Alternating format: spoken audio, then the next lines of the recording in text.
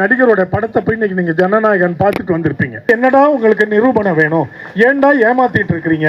இது வரைக்கும் நீங்க எந்த மாநிலத்தை வேணா ஏமாத்த முடிஞ்சது. இங்க வந்திருக்கிற நிறைய இளைஞர்கள் உங்களுக்கு பிடித்த ஜோசப் விஜய் நடிகரோட படத்தை போய் இன்னைக்கு நீங்க ஜனநாயகன் பார்த்துட்டு வந்திருப்பீங்க. அதெல்லாம் ஒன்றும் குழப்பம் இல்லை, நமக்கு பிரச்சனை இல்லை. நீங்க யாருக்கு வேணா ரசிகர்களா இருக்கலாம், ஆதரவாளர்களா இருக்கலாம். ஆனா நம்ம மண்ணுக்குன்னு பொது பிரச்சனை ஒன்று இருக்குல்ல, அதுக்கு நீங்க வந்திருக்கீங்கல்ல. இதை பார்த்துட்டு அடுத்தது படத்துக்கு போக காத்திருக்கீங்களா? இதுதான் நமக்கு தேவை. நீங்க யாரோட ஆதரவாளர்களா வேணா இருக்கலாம், எந்த கட்சியை சேர்ந்தவங்களா இருந்தாலும் இருக்கலாம். நமக்குள்ள எந்த மாறுபாடும் வேறுபாடும் கிடையாது. ஏன்னா இது உங்களுடைய என்னுடைய பிரச்சனை இல்லை, நம்மளுடைய பிரச்சனை. உங்கள் முகங்களை பார்க்கும் பொழுது எனக்கு பெரும் மகிழ்ச்சியும் பெரும் நம்பிக்கையும் ஏற்படுகிறது. எதனால் அந்த நீட்டை கொண்டு வந்திருக்கான்னு நமக்கு தெரியும். அதனால என்னென்ன இழப்புகள் ஏற்படுதுன்னு நம்ம தெரியும். ஒரு கல்வி படிக்கணுன்றதுக்காக ஒரு மாணவனோ இளைஞனோ ஒரு ஆணோ பெண்ணோ உயிரை விடுறாங்கன்னா அதை விட அவலம் ஒரு வளர்ந்த நாட்டில் நாகரிக நாட்டில் என்ன அவலம் இருக்க முடியும்? ஒரு கல்வியை படிக்க போறதுக்கு ஏன் அச்சம் ஏற்படுது?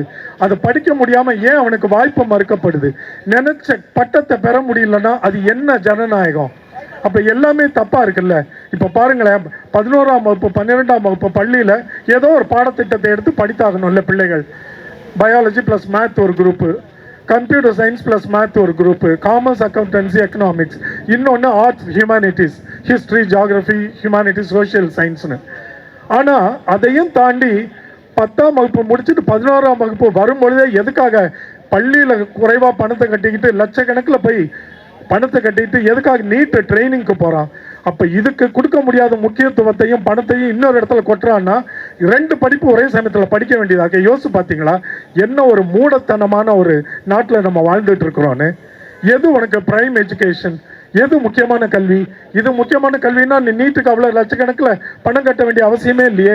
சிற்றூர்கள்லேருந்து கிராமங்கள்லேருந்து வந்து தன்னுடைய பெண் பிள்ளைகளை எங்கேயோ ஒரு பேயிங் கெஸ்ட் அகாமடேஷனில் தங்க வச்சு இந்த நீட்டு கோச்சிங் சென்டருக்காக தன்னுடைய பிள்ளைய 2 ஆண்டுகள் படிக்க வைத்து விட்டு பள்ளி கல்வி போனால் கூட பரவாயில்ல, நீட் கோச்சிங்க்கு வராங்களே, இது என்ன அவலம்?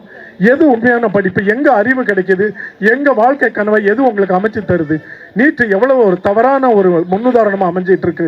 இதை நம்ம பல விதங்களில் பல பரிமாணங்களில் பேசிட்டோம். நீங்கள் போய் சிந்திச்சு பாருங்க. நீட் வந்து தவறான ஒரு பாதையில் போயிட்டு இருக்கு. பொதுவாக எந்த ஒரு இடத்துக்கும் போகும்போது ஒரு காமன் என்ட்ரன்ஸ் டெஸ்ட் வைக்கிறது பிரச்சனை இல்லை. இந்த நீட்டை ஆதரிக்கிற கூட்டம் ஒன்று இருக்குது இல்லை, இந்த ஃபேஷிச கூட்டம். அவங்க பார்த்தீங்கன்னா ஒரு நுழைவுத் தேர்வு தப்பா அப்படின்னு கேட்கும்பொழுது உங்களுக்கே ஒரு எண்ணம் வரும், ஆமாம் இவன் கேட்குற சரிதானே. ஒரு இடத்துக்கு தகுதி தேர்வுக்கு ஒரு வேலைக்கு போகணுன்னா கூட ஒரு சின்ன குரூப் டிஸ்கஷன் இருக்குது, அதுக்கப்புறம் ரிட்டர்ன் எக்ஸாம் இருக்குது. அதே மாதிரி மருத்துவ படிப்புக்கு போகிறதுக்கு குறைந்தபட்ச அறிவு இருக்கான்னு ஒரு நுழைவுத் தேர்வு வைக்கிறது சரிதானன்ற எண்ணத்தை ஏற்படுத்துகிறான்ல. சரி, அப்போ அதுக்கு என்ன தகுதிப்படுத்தணுமோ அதை பள்ளியில் உன்னோட மெயின் முக்கியமான பாடத்திட்டத்திலேயே சொல்லிக் கொடுன்னு சொல்கிறோம். இங்கேயும் படிக்கிற நீட் கோச்சிங் சென்டரில் போய் படிக்கிற, அப்போ இந்த பாடம் என்ன அந்த பாடம் என்ன? அப்போ இது வேணும்னா அந்த பாடத்தை எனக்கு பள்ளியிலேயே சொல்லிக் கொடு, எல்லாருக்கும் சொல்லிக் கொடு. அது எவ்வளவு தூரம் நான் விளங்கி இருக்கிறேன், எவ்வளவு தூரம் பயனுள்ளதுன்னு நான் புரிஞ்சு படிச்சுக்கிட்டு வரேன், அதில் எனக்கு வெயி. எத்தனை எஜுகேஷனல் அந்த கோர்சஸ் இந்தியாவில் இருக்குது இல்லையா? பலவிதமான சிலபஸ் பாடத்திட்டங்கள் உள்ளது. இப்போ நம்ம ஸ்டேட் சிலபஸ்னு ஒன்று வச்சுருக்கிறோம், சிபிஎஸ்சின்னு ஒரு அரசு அரக்கனை உள்ளே கொண்டு வந்து திணிச்சிட்டு இருக்கிறாங்க, ஐசிஎஸ்சின்னு இருக்குது. அதுக்கப்புறம் உங்களுக்கு பேக்குலரேட் உங்களுக்கு ஒன்று இருக்கும், ஜெனிவா கவுன்சிலோடது. எல்லாத்துலேயும் படிச்சுட்டு இருக்கிறேன். ஒட்டு மொத்தமாக ஒரே நுழைவுத் தேர்வுன்னா அது எப்படி அது சரிப்பட்டு வரும்? அப்போ எனக்கு விருப்பமான பாடத்திட்டத்தில் என் பிள்ளை ரொம்ப அதிக படிப்பு சுமையின்றி படிக்கணுன்ற ஒரு பாடத்திட்டத்தை நான் தேர்ந்தெடுக்கிறேன். என் பிள்ளை காலையில் பள்ளிக்கு போனதுலேருந்து வீட்டுக்கு வந்து வீட்டு பாடம் செய்கிறதுலேருந்து மறுபடியும் ஒரு ப்ரைவேட் டியூஷன் சென்டருக்கு போகிறதுலேருந்து முழுக்க படிப்பு சுமை தான் படிக்கணும்னு நினைக்கிற பிள்ளைகளும் பெற்றோரும் இருக்கிறாங்க. ஆளுக்கு ஒரு விதமாக படிச்சுட்டு இருக்கிறோம். பொதுவான நுழைவுத் தேர்வு ஒன்று இருக்கணும்ல. எனக்கு என்ன குயுக்தி இருக்குன்னு நீ தெரிஞ்சுக்கணும், அவ்வளவுதானே. அப்போ அந்த காமன் என்ட்ரன்ஸ் டெஸ்ட்டை எல்லாரும் படிக்கிற பொது பாடத்திட்டத்தில் தான் நீ கொண்டு வரணும். ஏன் சிபிஎஸ்சி கிட்ட கொண்டு போய் அதை கொடுத்த? சிபிஎஸ்சி இன்னைக்கு அவசரமாக 1000 பள்ளிக்கூடத்துக்கு எதுக்கு அங்கீகாரம் இங்கே அவசரமாக புது அரசில் வாங்குற? அதில் எதுக்கு மும்மொழி திட்டத்தை கொண்டு வந்த? இன்றைக்காவது பரவாயில்ல, உச்சநீதிமன்றத்தில் கொஞ்சம் மனசாட்சியோட பொறுப்புணர்வோட ஒரு அமர்வில் ஒரு வாரத்துக்கு முன்னாடி என்ன சொன்னாங்க, 6லேருந்து 8ஆம் வகுப்பு வரைக்கும் நிறுத்திடுங்க 3 மொழி கல்வியை, 9ஆம் வகுப்புலேருந்து தொடங்காதீங்க, அது பெரிய மன உளைச்சல் ஏற்படுத்தும் பொது தேர்வு வந்தான்னு. ஏதோ ஒரு நன்மை நடந்திருக்கு. சிபிஎஸ்சியில் கொண்டு வந்து அதை நீட்டுக்கு பயன்படுத்துகிறேன்னு சொல்லி மும்மொழியை கொண்டு வந்து பலவிதமான இம்சைகளுக்கு ஆளாக்குறாங்க. இவ்வளவு தவறுகளும் இழைத்து கொண்டு இருக்கிற இதனால் எத்தனை உயிரிழப்புகள் ஏற்பட்டு கொண்டு இருக்கின்றன. அனிதா நம்மளுக்கு எவ்வளவு பெரிய விழிப்புணர்வை ஏற்படுத்தினா. அவ வீட்டுக்கு போய் பார்த்தா அரசியல்வாதிகள் எல்லாம் தங்களோட சுய லாபத்தை அடைஞ்சுக்கிட்டாங்க. ஆனால் அதை போன்ற கிராமப்புற இளைஞர்களுக்கு, இளம் பெண்களுக்கு, பையன்களுக்கு எதிர்கால நீட்டுன்ற அரக்கன் மூலமாக ஏன் அச்சத்தை ஏற்படுத்தி கொண்டு இருக்கிறது? இதை நீக்கு. ஒரே ஒரு நடைமுறை எடுத்துக்காட்டு உதாரணத்தோட நான் விடை பெற்றுறேன். இங்கேருந்து 400-500 மீட்டர் தூரத்தில் இருக்கிற அப்பல்லோ மருத்துவமனைகளில் உலகத்தில் இருக்கிற மிக பெரும் தவிர்க்க முடியாத, தீர்க்க முடியாத நோய்களுக்கு இங்கே போனால் மருத்துவம் கிடைக்கும்.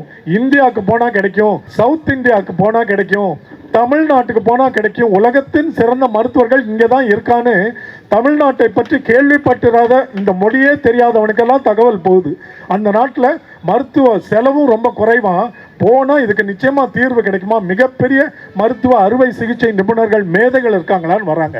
இங்கே இருக்க எல்லாருமே 45-50 வயதுக்கு மேற்பட்ட மருத்துவர்கள். நான் சொல்கிறது இந்த நம்பர் 1 அப்பல்லோ ஹாஸ்பிட்டல். அப்புறம் நீங்கள் வரிசையாக Chettinad hospital, global hospital, Kaveri hospital எங்கே எடுத்து பாருங்கள், மிகச்சிறந்த உலகத்தின் தலை சிறந்த மருத்துவ மேதைகள் இங்கே இருக்கிறாங்களே. எல்லா 45-50 வயதுகளுக்கு மேற்பட்டவர்கள் எந்த நீட்டு தேர்வில் தகுதி பெற்று அவர்கள் மருத்துவர் ஆனார்கள். இவங்களை தேடி வராங்களே. உங்களுக்கு என்ன இருக்கணும்? இங்கிலீஷில் ஒரு ப்ராவர்ப் இருக்கு, உங்களுக்கு சொன்னால் தெரியும் இல்லையா? The taste of the pudding lies in its eating. ஒரு உணவு நல்லா இருக்குன்னு சொல்லிட்டே இருக்கக்கூடாது. அது கொடுத்து பார்த்து, ஆமாம் சாப்பிட்டு பார்த்து சுவையாக இருக்குன்னு சொன்னால் தான் ஒரு உணவு நல்லா இருக்குன்னு சொல்ல முடியும். அப்போ என்னோட மருத்துவம் எல்லாம் மேதைன்னு பேர் வாங்கிக்கிட்டு உலகத்தில் இருக்க அவ்வளோ பேரும் ஈர்த்து இங்கே மருத்துவ சேவையை தமிழ்நாட்டுக்குள்ளே இதே சென்னையிலையும் மதுரையிலையும் திருச்சியிலையும் பண்ணிட்டு இருக்கானே. அப்போ அவன் நீட்டே பக்கமே போகாமல், அந்த நுழைவுத் தேர்வு பக்கம் போகாமல் மருத்துவ பட்ட படிப்பை படித்து இன்னைக்கு உலகத்துக்கே இவ்வளோ பெரிய மருத்துவ சேவை பண்ணிட்டு இருக்கான்ல. இதை விட என்னடா உங்களுக்கு நிரூபணை வேணும்? ஏன்டா ஏமாத்திட்டு இருக்கிறீங்க? இது வரைக்கும் நீங்க எந்த மாநிலத்தை வேணா ஏமாத்த முடிஞ்சது, தமிழ்நாட்டை ஏன் ஏமாத்த முடியல? எதுக்கு வெயில்ல இவ்வளவு பையன் வந்து வேலையை விட்டுட்டு உட்காந்துருக்கான், குடும்பத்தை விட்டுட்டு? இவனுக்கு நண்பர்களோட கடற்கரையில போய் நிக்க முடியாதா? திரையரங்கத்தில் போய் அமர்ந்திருக்க முடியாதா? காஃபி ஹவுசஸ்ல உட்காந்துருக்க முடியாதா? ஏன் இங்க வந்து நிக்கிறான்? எதுக்கு இவ்வளவு ஊடகங்கள் இதை எடுத்துட்டு போய் மக்கள்கிட்ட சேர்க்கணும்னு காத்துட்டு இருக்கிறாங்க? எங்களுக்கு மட்டும்தான்டா சிந்திக்கிற ஆற்றல் உண்டு தமிழ்நாட்டில். உண்மைகளை விளங்கிக் கொள்ளக்கூடிய சிந்திக்கிற ஆற்றல் உண்டு. எது எங்களுக்கு தேவை, எது எங்களுக்கு சரின்னு உணரக்கூடிய உணர்வும் அறிவும் வளர்ச்சியும் எங்களுக்கு வந்திருக்கு. கிட்டத்தட்ட 100 ஆண்டுகள் ஆக போகுது. நம்ம பீம்ராவ் ஐயா வந்து இந்தியாவுக்கு ஒரு நவீன சிற்பியாக அடுத்த நூற்றாண்டில் இந்தியா எப்படி இருக்கிற போகிறது என்கிற வரைபடத்தை கிட்டத்தட்ட 100 ஆண்டுகளுக்கு முன்னாடி கொடுத்துட்டு போயிருக்கான் அந்த ஆளு. இன்னைக்கு தான் அந்த உலகம் அதை படிச்சு புரிஞ்சுக்குது. அவர் பேரை இருட்டடிப்பு பண்றதுக்கும் அவரை பின்பற்றுகிறவர்களை ஒடுக்கிறதுலையும் குறியா இருக்கிற இந்த ஆளு இந்தியா முன்னேறணும்னு உண்மையான நோக்கம் இருந்தா மோடி இப்படி நடந்துக்குவாரா? இந்த தர்மேந்திர பிரதான், இந்த அமித்ஷா அப்படி காப்பாத்திட்டு இருப்பாரா?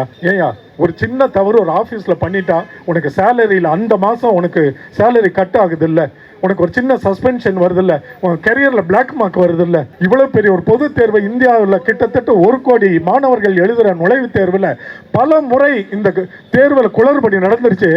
கொஞ்சமாவது மனசாட்சி உள்ள ஒரு மனிதனாக இருந்தால் அவனே விலகி இருக்க வேண்டாம்? இவ்வளவு போராட்டம் நடந்து மாணவர்களை தடியடி நடத்தி கொடுமைப்படுத்தி எவ்வளவு சின்ன இளம் பெண் பிள்ளைகளை, குழந்தைகளை போட்டு அடிக்கிறான்களை பார்க்கல? அதுக்கு பிறகும் பதவியை விலக மாட்டேன்னு ஒருத்தர் நிற்கிறான்னா அவன் நேர்மையற்றவன் தானே, அடிப்படை அறமற்றவன் தானே. நம்ம வந்து முழக்கத்தில் கூட நம்ம பேச்சுக்கு கூட சொல்லக்கூடாது எங்களை வன்முறைக்கு தள்ளிவிடாதேன்னு. ஒரு நாளும் நம்மளால் அப்படி சிந்தித்து பார்க்க முடியாது. நம்ம அந்த வழி வந்தவர்கள் அல்ல.